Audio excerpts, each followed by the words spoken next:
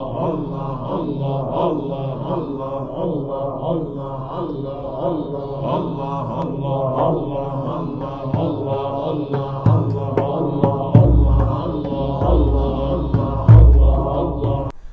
علیکم ورحمۃ اللہ تعالی وبرکاتہ۔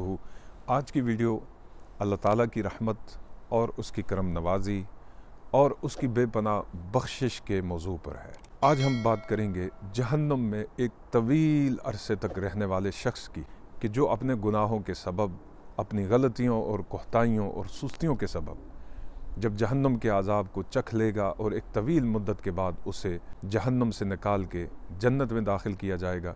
یہ مختصر سی حدیث میں آپ کے سامنے پیش کروں گا۔ یقین جانیے کہ ایمان دوبالا ہو جائے گا اور روح کو لطف اور قرار آ جائے گا۔ ویڈیو شروع کرنے سے پہلے ہمیشہ کی طرح میں آپ سے ملتمس ہوں کہ آپ اس چینل کو سبسکرائب کیجئے اور بیل آئیکن کے بٹن کو پریس کیجئے تاکہ ہر نئی آنے والی ویڈیو بر وقت آپ تک پہنچ سکے۔ نبی پاک صلی اللہ علیہ وسلم نے ایک دن صحابہ کرام سے ارشاد فرمایا، میں محمد ابن عبداللہ صلی اللہ علیہ وسلم جہنم سے نکلنے والے اس آخری شخص کو بڑی اچھی طرح سے جانتا ہوں جسے ایک طویل سزا کے بعد جہنم سے باہر نکالا جائے گا۔ جب وہ اللہ کی بارگاہ میں پیش ہوگا تو اللہ تعالیٰ فرشتوں کو حکم دے گا کہ اس شخص کے بڑے بڑے گناہوں کو چھوڑ کر اس کے چھوٹے موٹے گناہوں کی فہرست میرے سامنے پیش کرو۔ چنانچہ وہ شخص پہلے ہی ایک طویل عذاب کے بعد اللہ تعالیٰ کی بارگاہ میں پہنچا ہوگا۔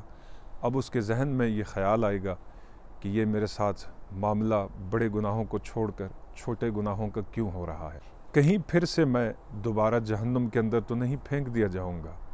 وہ دل ہی دل میں گھبرائے گا۔ فرشتے جب اس کے چھوٹے چھوٹے گناہوں کا حساب کریں گے اور اس سے کہا جائے گا، تم نے فلاں دن، فلاں ٹائم میں، فلاں وقت اور فلاں جگہ پر یہ گناہ کیا تھا، تم نے فلاں دن یہ گناہ کیا تھا، حتیٰ کہ اس کی طویل زندگی کے تمام چھوٹے چھوٹے گناہ جو اس نے کیے ہوں گے وہ فرشتے اس کے سامنے فردن فردن بیان کریں گے۔ وہ شخص گھبرایا ہوا ہوگا۔ پھر اللہ تعالیٰ کی بارگاہ میں اس کے تمام چھوٹے چھوٹے گناہوں کی فہرست پیش کر دی جائے گی۔ جب وہ گناہ اللہ کی بارگاہ میں پیش ہوں گے تو اللہ تعالیٰ اس سے پوچھے گا، میرے بندے یہ بتا، کیا تو نے یہ گناہ کیا؟ اب صورتحال ایسی ہوگی کہ وہ انکار تو نہیں کر سکے گا، سوائے اقرار کے اس کے پاس ہوگا کیا؟ وہ کہے گا، ہاں مولا میں نے یہ غلطی کی تھی۔ پھر اللہ اس سے دوبارہ پوچھے گا، پھر اس کے گناہ گنوائے جائیں گے، پھر اللہ اس سے بار بار پوچھے گا، وہ کہے گا، ہاں میرے مولا میں نے یہ بھی غلطی کی، یہ بھی غلطی کی، یہ بھی غلطی کی۔ اب یہ بعض پرسش اس سے اس کے چھوٹے گناہوں کے متعلق کی جا رہی ہوگی۔ جب وہ فہرست ختم ہوگی تو اللہ تعالیٰ اس سے کہے گا کہ میرے بندے، ہر گناہ کے بدلے میں نے تجھے ایک نیکی دی۔ حضور علیہ السلام نے ارشاد فرمایا، جب یہ سنے گا کہ اللہ تعالیٰ اس کی مغفرت کر رہا ہے اور اس کو نیکیاں دے رہا ہے، خوشی کی شدت سے اس کی بانچھیں کھل جائیں گی اور وہ کہے گا کہ مولا میں اپنے تمام گناہوں کا اقرار کرتا ہوں، میں نے یہ بھی گناہ کیا ہے، میں نے یہ بھی گناہ کیا ہے۔ وہ اتنا خوش ہوگا کہ وہ ارد گرد یوں دیکھے گا اور عرض کرے گا، میرے مولا کریم میں نے یہ بھی گناہ کیا تھا، میں نے یہ بھی گناہ کیا تھا، لیکن کیا بات ہے کہ میں اپنے بہت سارے گناہوں کو نہیں پا رہا۔ انسان کی فطرت ہے، جب اسے ملتا ہے تو وہ اور زیادہ چاہتا ہے۔ اسی طرح سے وہ بندہ اس دن بھی یہی چاہے گا کہ مجھے اور زیادہ نیکیاں اللہ کی بارگاہ سے ملیں۔ چنانچہ اللہ تعالیٰ فرشتوں سے کہے گا، میرے بندے کو جنت میں داخل کرو۔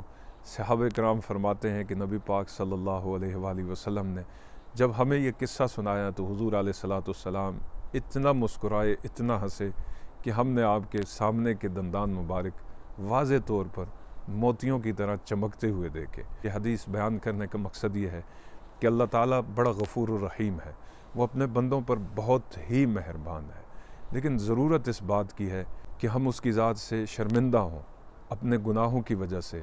وہ بہت بڑی ذات ہے، وہ ذات تمام عالمین کی مالک ہے، اسے ہماری عبادتوں کی ضرورت نہیں، اسے ہمارے اعمال کی ضرورت نہیں، ہماری نمازوں کی ضرورت نہیں۔ ہمیں یہ تسلیم کرنا چاہیے کہ بحیثیت انسان ہمارے ہر عمل کے اندر کمیاں ہیں، بیشیاں ہیں، سستیاں ہیں، غفلتیں ہیں۔ اگر یہ چیز ہم اپنے اندر پا کر اس کی بارگاہ کے اندر التجا کریں گے، اس سے معافی مانگیں گے اور اپنے گناہوں کا اقرار اس زندگی کے اندر کر لیں گے تو یقین جانیے دنیا اور آخرت ہماری سنور جائے گی۔ اللہ تعالی ہمیں استقامت عطا فرمائے اور اعمال صالحہ کرنے کی خلوص کے ساتھ توفیق عطا فرمائے، تاکہ ہماری قبر اور حشر اس کے کرم کے سائے میں بہتر ہو جائے اور وہ ہم سے راضی ہو جائے۔